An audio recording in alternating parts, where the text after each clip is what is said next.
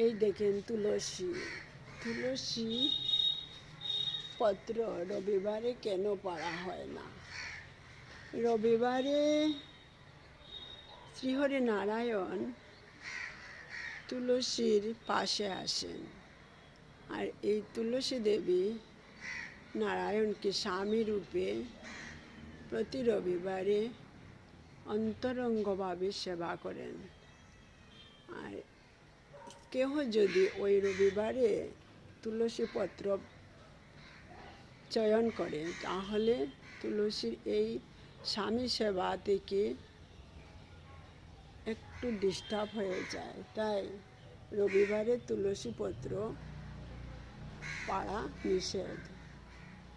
রবিবারে তুলসী পত্র পাড়লে বৃন্দা একটু দুঃখিত হন, স্বামী সেবায় বিঘ্ন ঘটে যায়। তাই